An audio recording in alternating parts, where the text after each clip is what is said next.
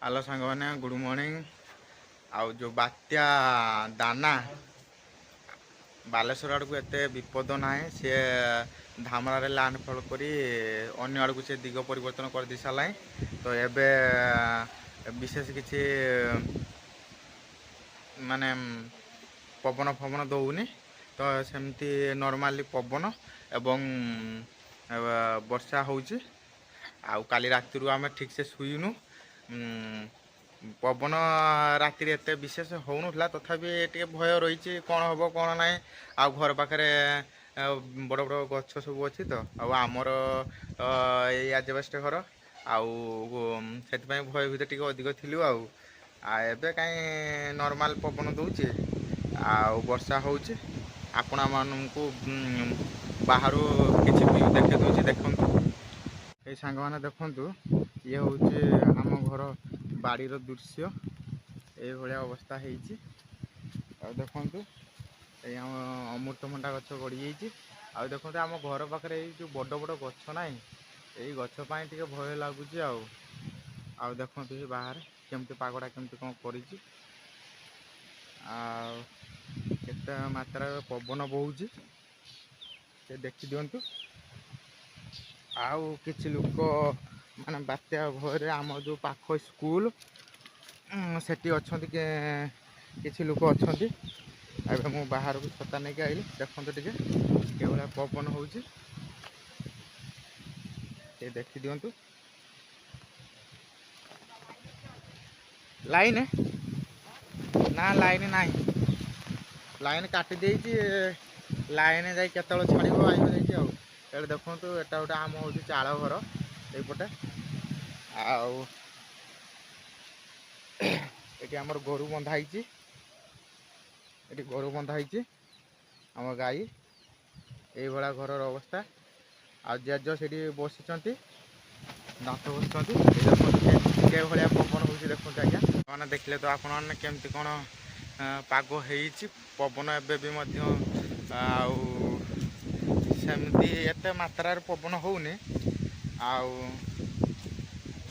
Maximum ପବନ ସେମିତି ରହିଛି। ଆଉ ଗଛପତ୍ର ଦେଖନ୍ତୁ କେମିତି କ'ଣ ହଲୁଛି। ଦେଖନ୍ତୁ ଗଛପତ୍ର ଦେଖନ୍ତୁ।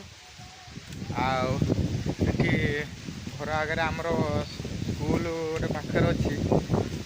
ଆଉ ଦେଖନ୍ତୁ ସ୍କୁଲ, ଏଠି କିଛି ଲୋକ ମଧ୍ୟ ରହିଛନ୍ତି ଆ ଭିତରେ। ଆଉ ବର୍ଷା ପବନ ହେଉଛି ତ ମାନେ ଦେଖନ୍ତୁ ସାଙ୍ଗମାନେ, ଇଏ ହେଉଛି ଆମ ଗାଁ ସ୍କୁଲ, ମାଖନ୍ଦା ଉଚ୍ଚ ପ୍ରାଥମିକ ବିଦ୍ୟାଳୟ।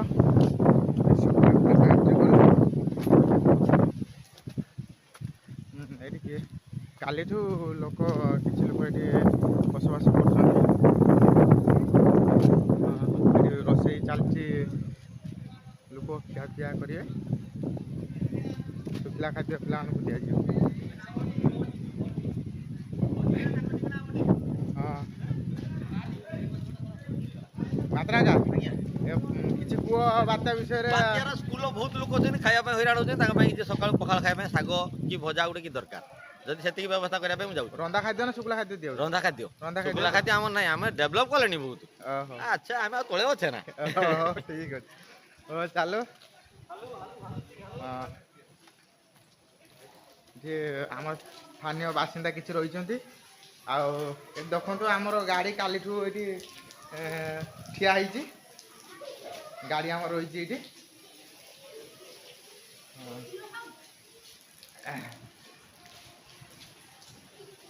ଏ ଆମ ଗାଁ ପିଲା ଅଛନ୍ତି ସେପଟେ ରୋଷେଇ ହେଉଛି।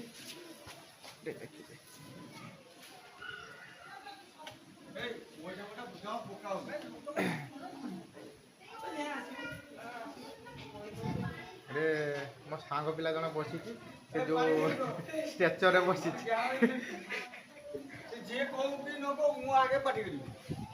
ଏ ଦେଖନ୍ତୁ, ଏଠି ଜଣେ ବସିକି ଖାଉଛି। ଖାଦ୍ୟଟା କେମିତି ହେଇଛି? ଆଜ୍ଞା ଭଲ ହେଇଛି, ଏବେ ତ ଭଲ ହେଇଛି। କିନ୍ତୁ କାଲିକି ଗରମ ଭାତ, ଆଜି ଆମେ ଖାଉଛୁ ପଖାଳ ଦେখ। ମାନେ ଦାଟା ରଖିଛନ୍ତି ଖାଦ୍ୟ ପାଖରେ, ସିଏ ଥାଳିଟା ଉଡ଼ି ଯାଉଛି ତ, ଆଉ ରଖା ହେଇଛି। ଆଉ ବାତ୍ୟାର ପ୍ରଭାବଟା ଅଧିକା ଅଛି, ହଁ ସେଥିପାଇଁ ଦାଟା ରଖିକି ଖିଆ ହେଉଛି। କାହିଁକି ନା ପତ୍ର ଉଡ଼ି ଯାଇପାରେ, ସେଥିପାଇଁ ଆମେ ଏଇସବୁ ବ୍ୟବସ୍ଥା ନିଜେ କରୁଛୁ। ଆପଣଙ୍କ ତରଫରୁ ଯଦି କୌଣସି ବ୍ୟବସ୍ଥା ହେଇପାରିବ ହଁ ଏଇଠି ଏଇ ରୋଷେଇ ଚାଲିଛି। ଏଠି ଶାଗ ସିଝାଉଛୁ ତା ସାଙ୍ଗକୁ ପଖାଳ ସେଠି ଅଛି ତୁ ଭିଡ଼ିଓ କରୁଛୁ ଏଟା କିଛି ସିଝାଉଛୁ ଆগে ଦେখ ଏଟା ସାଲମା ସିଝାଉଛୁ ତାପରେ ପଖାଳ ଅଛି ପଖାଳ ଖାଇବା ଏଠି ନିଆଁ ତ ଜଳେଇ ହଉନଥିଲା ତାପରେ ଜର୍ଗ ଆରେଞ୍ଜ ମ୍ୟାରେଜ କରିକି ଜଳା ହଉଥିଲା ଆଉ ସେଠି ପଖାଳ ଅଛି ସେଠି ପଖାଳ ଗରମ ଗରମ ଅଛି ଇଏ ଚଟୁ ଇଏ ଏଟା ପକଉନି ଏଟା ଛଡ଼ା ଯିବନି ଏଟା।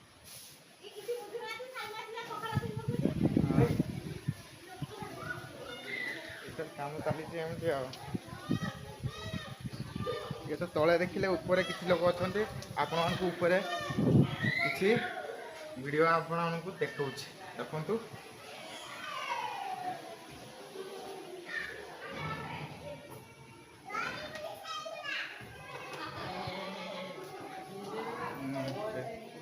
ଏଇ ଦେଖନ୍ତୁ ଛୋଟ ଛୋଟ ପିଲା କିଛି ଏଠି ବସିଛନ୍ତି ଉପରେ ଏଇ ଦେଖନ୍ତୁ।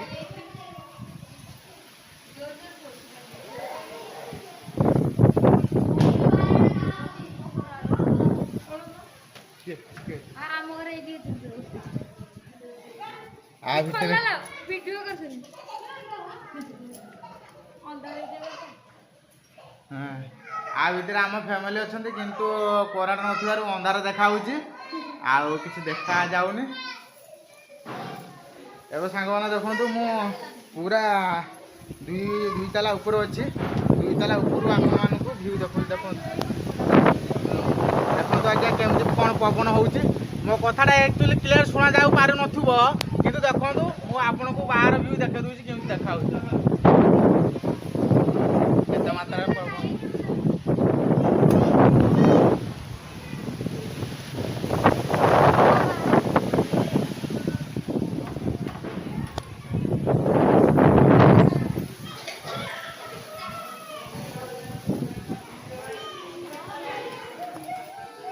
ସାଙ୍ଗମାନେ କେମିତି ଆମେ ସ୍କୁଲକୁ ପରିଷ୍କାର ପରିଚ୍ଛନ୍ନ ରଖୁଛୁ ଏ ଦେଖନ୍ତୁ।